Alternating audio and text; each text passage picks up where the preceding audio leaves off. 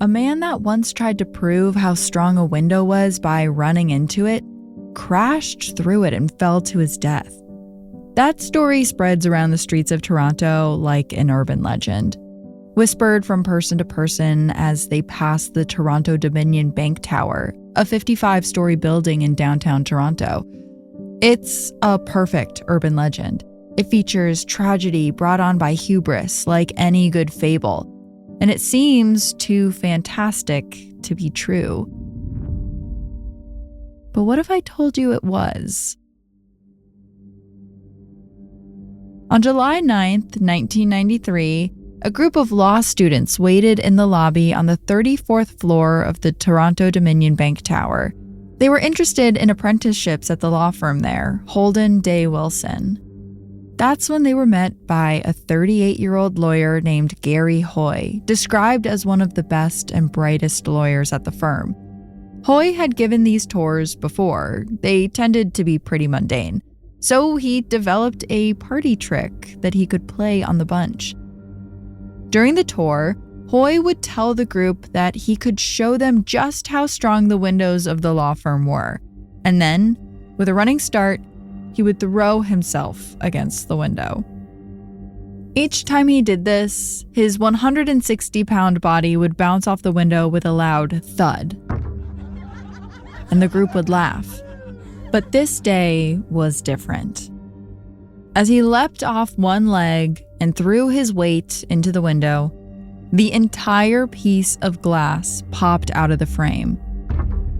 Possibly from Gary throwing himself into it multiple times over the years. The students all watched in horror as Gary and the glass slipped out of view and fell 24 stories into the courtyard below. It was a freak accident. The glass was strong enough to withstand the force, but the frame wasn't, and Gary hadn't accounted for that. Hearing this story got me thinking, what other legends in Canada have a bit of truth to them? And what I found was terrifying. Creatures in the woods possessing sleeping victims, and an entire community of people who just vanished one night. Buckle up, because this one is going to be a wild ride. And as always, listener discretion is advised.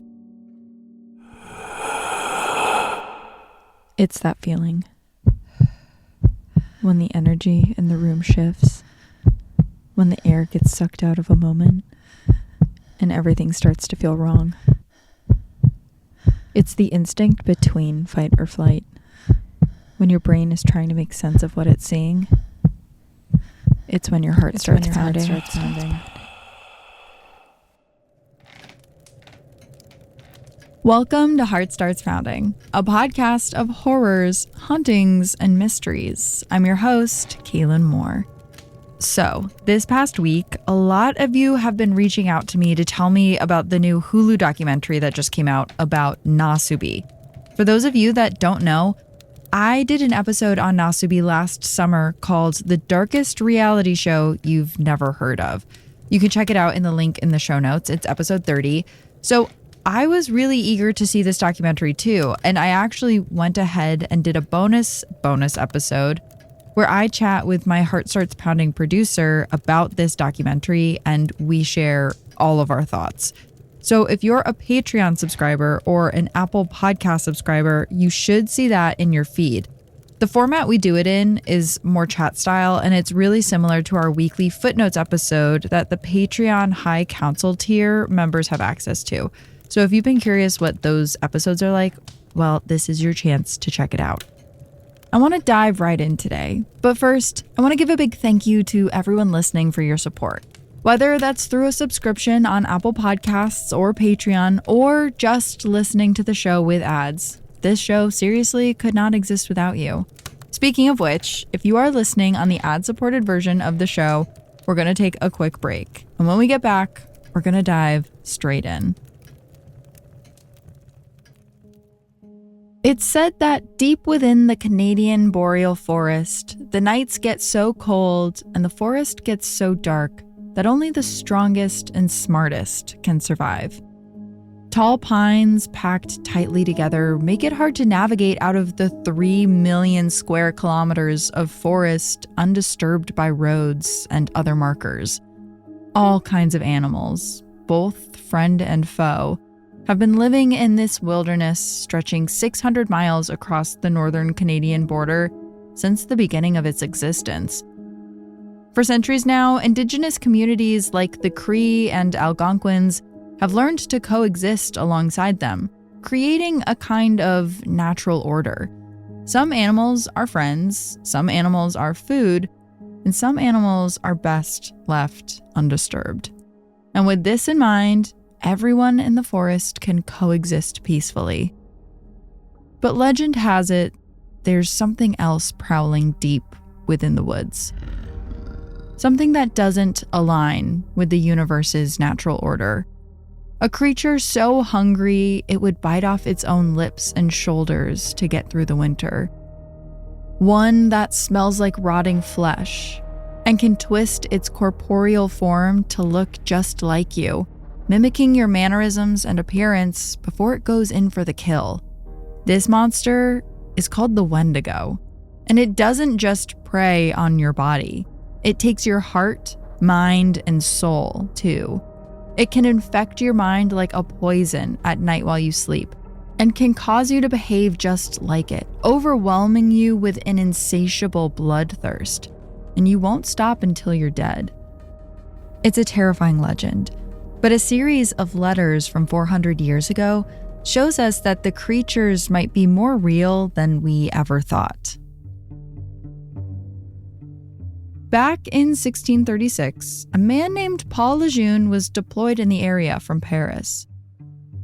And one day, during this deployment, a terrified Cree woman ran to him, breathless, terror in her eyes.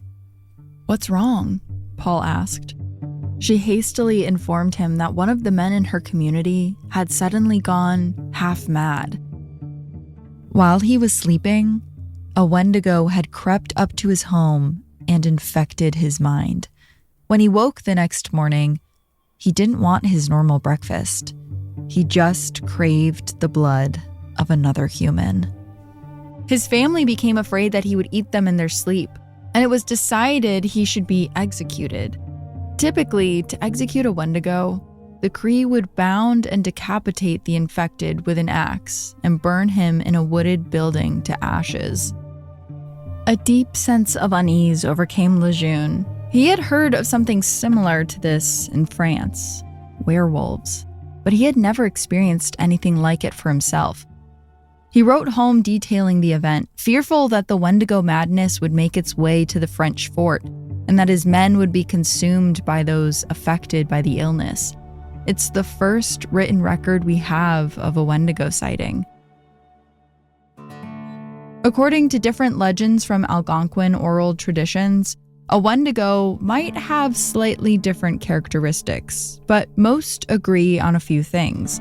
The root of the word itself is said to mean fat excess, or evil spirit that devours mankind.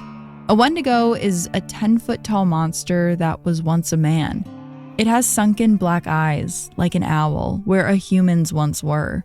It's emaciated and sickly, with matted fur and debris from the forest floor covering its mummified flesh. Some people say the Wendigo is more of a beastly giant, like a Sasquatch with shattered antlers, that gets bigger and bigger the more angry it becomes. No matter what, one thing is known to be true. A ruthless heart of ice beats within its chest, making it nearly impossible to kill. Wendigos tend to prey on the weak of mind and spirit, those who let greed or foolishness sway them instead of the principles of their ancestors are easy targets for the Wendigo who pounces on the weakest link. Typically, they'll try to eat their victims whole, but it'll also sometimes just infect a victim's mind. For instance, if someone escapes a Wendigo's clutches, they may start to exhibit the characteristics of one. Or it may use its supernatural powers to infiltrate a person's mind through their dreams while they try to get some sleep. The stories of the Wendigo are typically told by the elders to the community, and a typical version of the story may go something like this. One night during another never-ending winter in Saskatchewan, a blizzard swept in from the north. The food supply was already dwindling thin, and now the chances of gathering more resources were essentially zero. The group's morale dipped even lower than the below freezing temperatures. This group of travelers had started to feel resentful, and they neglected to pay respect to their ancestors as the journey grew long. When nightfall finally came, a couple and their 3 little children set up camp and lit a fire. But as the campfire started warming their bone-deep chill, they felt something lurking behind them in the darkness of the trees. As they turned their heads, though, nothing seemed to be out there, just the blackness speckled by the heavy fall of snow. All was peaceful until the middle of the night. The father tossed and turned from nightmares all night. Images of broken antlers, rotting flesh, and bloody fangs infiltrated his dreams until he woke in a cold sweat. And to his shock and horror, his children didn't look like children anymore. They looked like juicy little rabbits that would make his empty belly full and his tired feet warm. He fled from the camp, tortured by the crazy feeling in his mind when a horrible smell overwhelmed his senses, like rotting flesh. And there it was, a Wendigo, looming over him with its deep-set hollow eyes and 1,000-yard stare, baring its fangs. It could move 10 times faster than a man ever could, even over ice and snow. The frosted locks on its head trembled as it tossed trees and boulders out of the way with its super strength. The man had tried to scream, but the monster had ripped him viciously from limb to limb before he could escape. It even savagely licked every last bit of flesh from the bone. But the Wendigo wasn't done yet.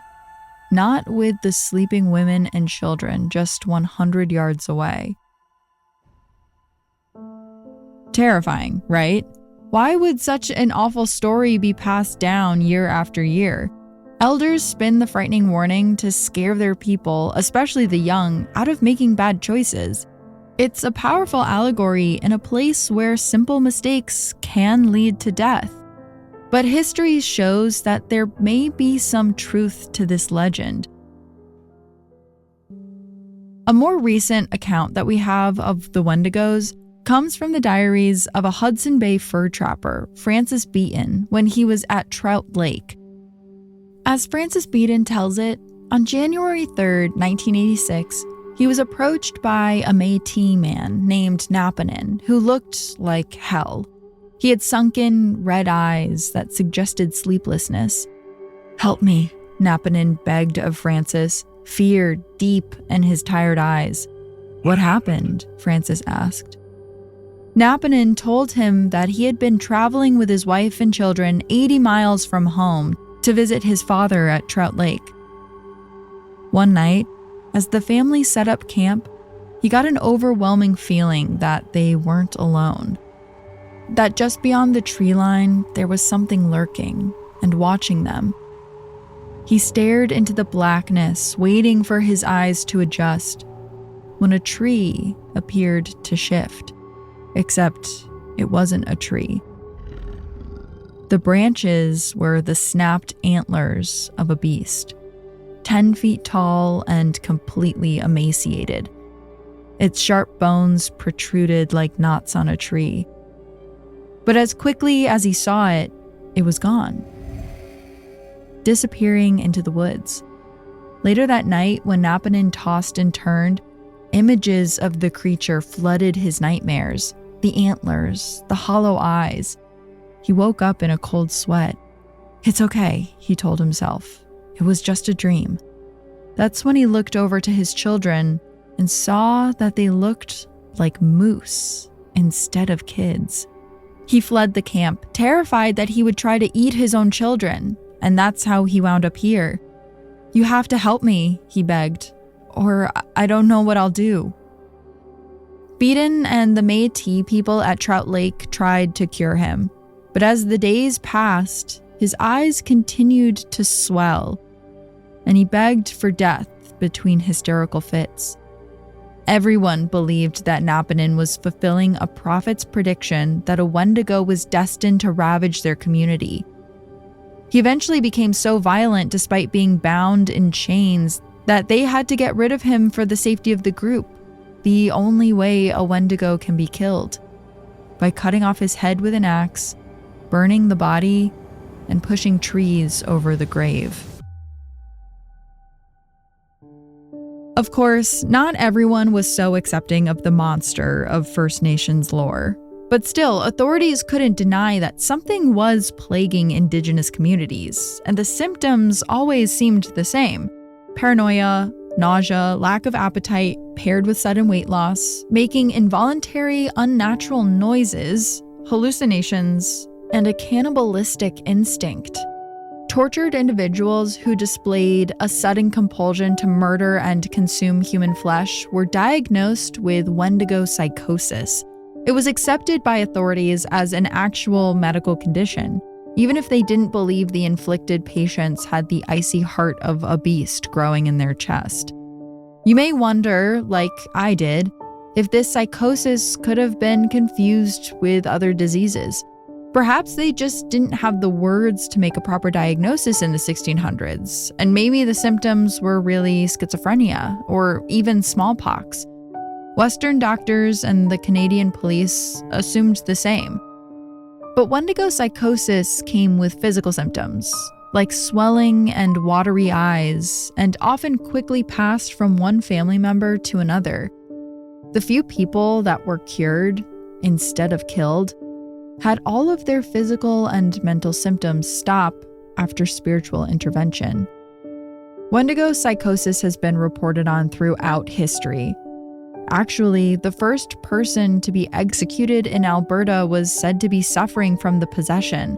A Cree man named Swift Runner butchered and ate his wife and 5 children one night in 1878. Westerners were hesitant to label it as the work of a Wendigo.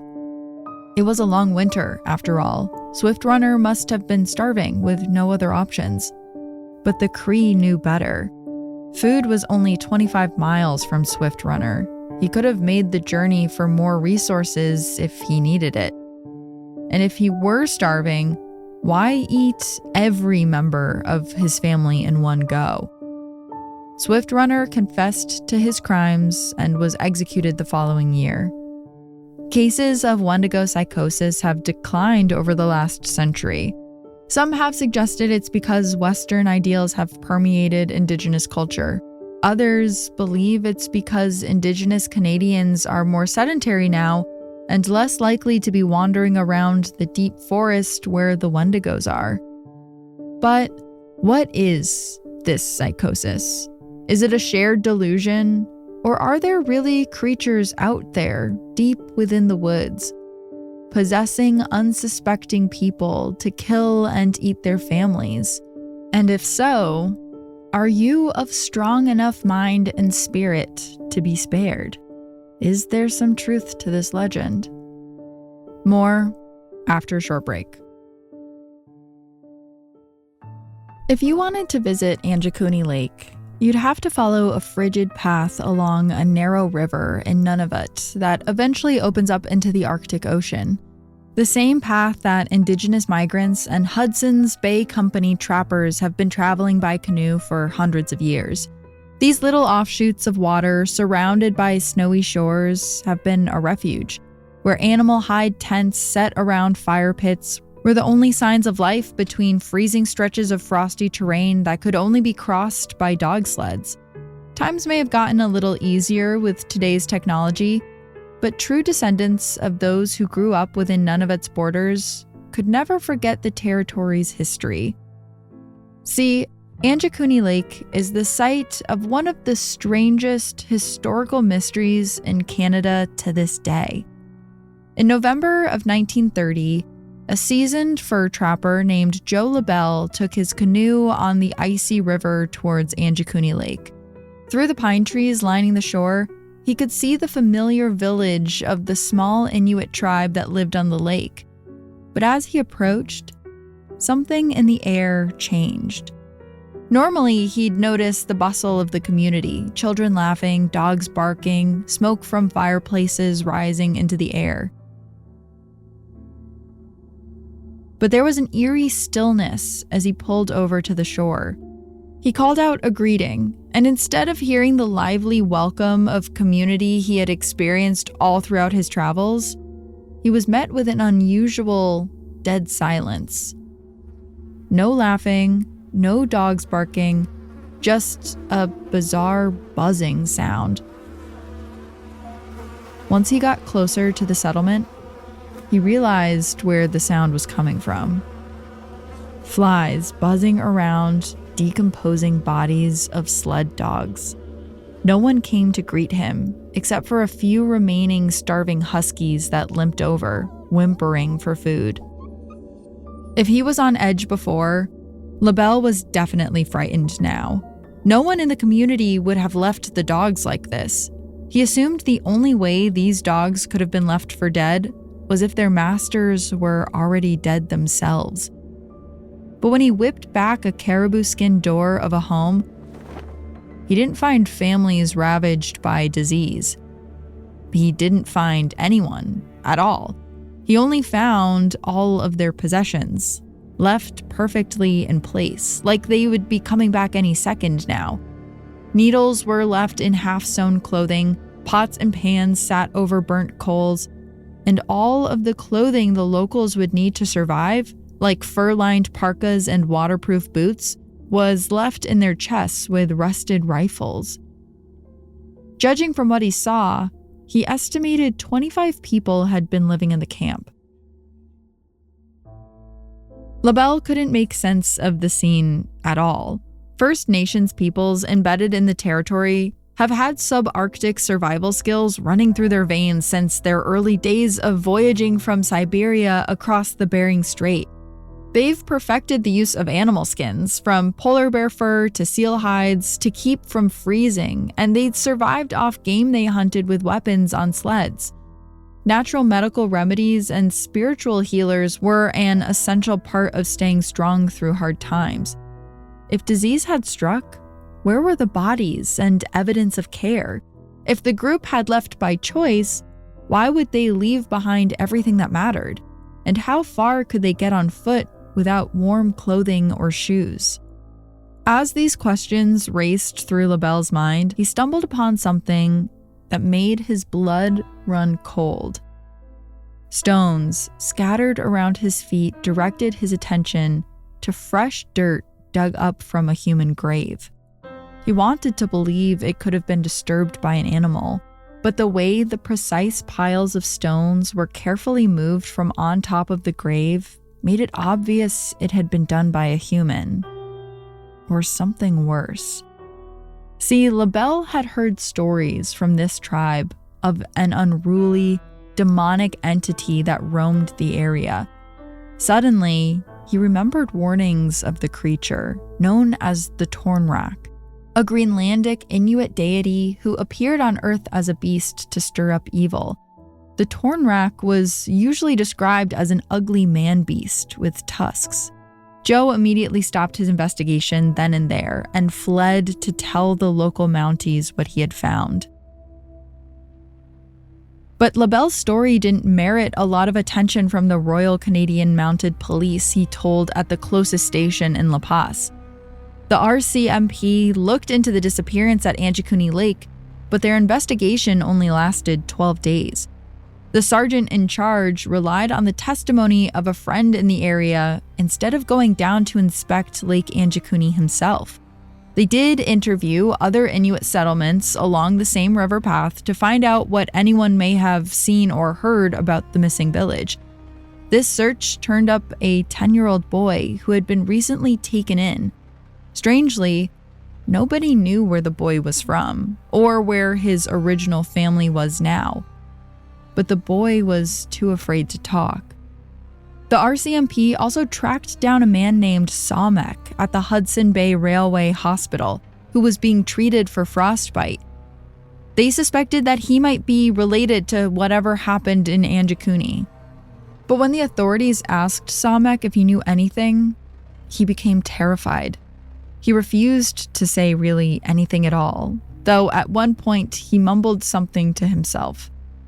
Investigators were able to pick out one word before he refused to speak anymore. Tornrak. But a possible Tornrak sighting wasn't the only strange thing that happened in the area at the time. While the Mounties deny this next detail, along with any supernatural theories related to Lake Anjikuni, it has been documented that local officers, along with residents of this specific part of Nunavut, had reportedly seen strange blue lights flashing in the sky, different to the northern lights the area is famous for. Around the time the group is assumed to have gone missing, radio signals were also suddenly on the fritz. Even though authorities doubted LaBelle's tale from the very beginning, others were certain there was truth to this legend. Canadian journalist Emmett E. Kelleher wrote about the disappearance for the front page of an Indiana newspaper, including pictures of the eerie site, and the story stirred up curiosity across the United States. Kelleher's story, while undeniably captivating, wasn't foolproof. Readers soon learned the well-known writer had a history of embellishing facts. Some of the pictures that sold the story were apparently from an entirely different part of Canada, at an entirely different time. Joe LaBelle's credibility also came into question when doubters pointed out that he didn't receive his trapping license until the year of the disappearance. Was he really an experienced traveler who got spooked by unusual circumstances? Or was he a novice out of his depth in the intimidating tundra? Even though a team on a scientific study got pictures of the Inuit grave, authorities argued there was no way to prove that it was authentic. So it would be easy to agree with the skeptic's version. LaBelle told a tall tale to an overzealous journalist who ran with the gossip for fame. But then, what if I told you a different group had disappeared in the same region 100 years earlier? Captain Francis Crozier was the second in command on a mission to cross the Northwest Passage. This was a notoriously dangerous voyage that European powers were desperate to exploit as a trade route. The expedition, though, got stuck in the ice, just like many before them had. Once rations had grown dangerously low, Crozier decided to lead his remaining sailors on a mission across the ice to civilization. But they were never heard from again. Years later, a search party found a letter under a rock on the shore from Crozier, stating his intent to reach a trading post 900 miles away at Great Fish Lake. The feat would have been impossible. Yet the Brits leading the search were told by indigenous tribes on the way to Crozier's intended destination that they had seen Crozier and his men marching through the snow and had even stumbled upon the men's camp, where they found Western antiques left behind and a few scattered corpses. European authorities refused to accept these witness accounts until they excavated the grounds at Great Fish Lake. There, they did find some of the men's bodies, but there were still 75 people that were missing. What happened to them? They seemed to have also just vanished into thin air. But the indigenous tribes in the area warned authorities of the creatures and demons that lurked in the area. And one thing that was noted was that some of the corpses had been cannibalized. Of course, Western authorities quickly wrote it off as a survival mechanism employed by men in desperate situations. But for the tribes who stumbled upon the campsite, their mind first went somewhere else. They recognized the scene, bodies picked down to their bones, Was this the work of the antlered creature who stalked them in the dead of night? The Wendigo. So, what really happened at Anjikuni Lake? Some people insist they mass migrated overnight from their home base, even though they clearly left everything they would need to survive the trip behind. And like I mentioned, this was a group of people who were used to migrating. They knew how to pack up what they needed and head out. It was unlikely that they left everything in disarray before leaving. The RCMP has also suggested the group was swept away in a blizzard or some other natural disaster. But again, there wasn't much evidence that had happened. No bodies were recovered. Others think it's possible they were massacred by homicidal trappers who happened to remove all the evidence. Another theory, and this was from the spiritually inclined, is that the disturbed grave did have something to do with the disappearance.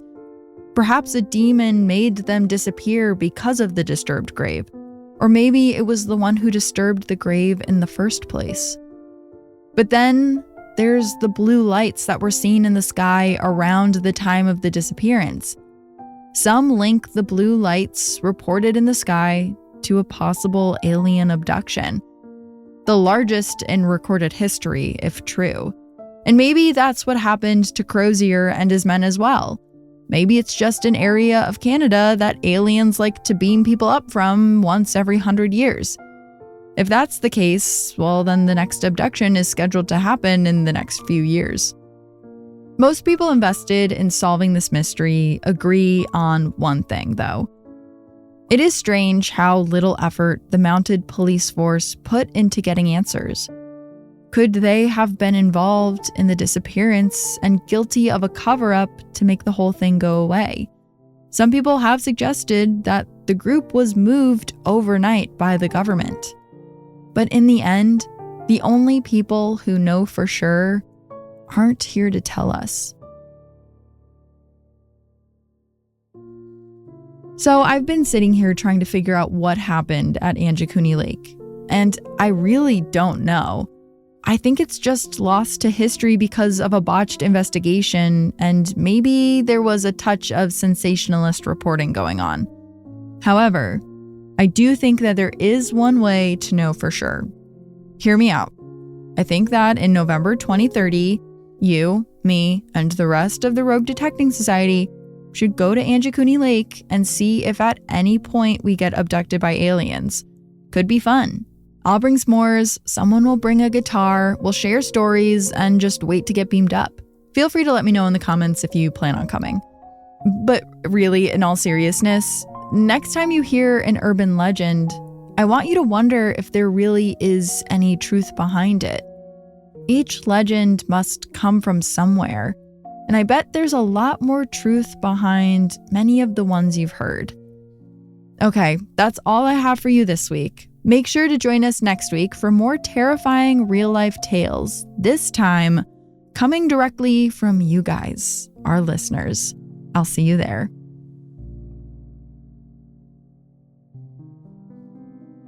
This has been Heart Starts Pounding, written and produced by me, Kayla Moore. Additional producing by Matt Brown. Additional research done by Marissa Dow. Sound design and mix by Peachtree Sound. Special thanks to Travis Dunlap, Grayson Jernigan, the team at WME, and Ben Jaffe. Have a heart-pounding story or a case request? Check out heartstartspounding.com to submit. Until next time, stay curious. Ooh.